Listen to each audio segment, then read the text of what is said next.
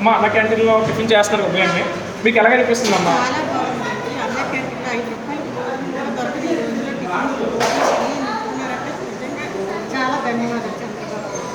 కానీ ఏ పార్టీ వచ్చినా పర్వాలేదు, అన్న క్యాంటీన్ తీకంటుంటే అదే కాదు. పేదవాళ్ళు అడుగుతున్న వాళ్ళకి ఏ పార్టీ వచ్చినా అన్న క్యాంటీన్ తీయకూడదు అంటున్నారు. ఇది ఉండాలి ఇక్కడ ఉంటే.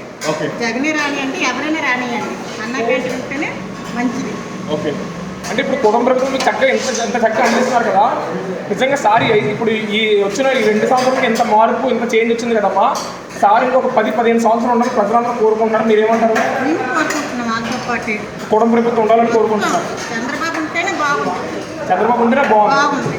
ఓకే, చంద్రబాబు గారు కొట్టుకొని తిట్టుకొని ఏటి గొడవలు చంపుకోవడం, ఇప్పుడు ప్రశాంతంగా ఉంది. ప్రశాంతంగా ఉందంటారు, బాగుందంటారు. చాలా బాగుంది. ఓకే, అంటే మళ్ళీ కుటుంబ ప్రభుత్వమే కావాలి. అంతే. ఇప్పుడు అమ్మఒడి వేశారంటే జగన్ ఒకరికి వేసేవాడు, ఇప్పుడు ఇంటి అందరూ పేదవాళ్ళు 4-5 పిల్లలకి అన్నారు, అందరికీ వస్తుంది. ఇప్పుడు అందరికీ పడుతుంది. అందరికి 5 6 పడుతుంది. నాకు పడుతుంది, మీకు పడుతుంది, మా 2 పిల్లలకి మీ పడుతుంది. 2 పిల్లలకి పడుతుంది. దీన్ని బట్టి మీరు చాలా సంతోషంగా ఉన్నారంట. చాలా అండి. ఓకే.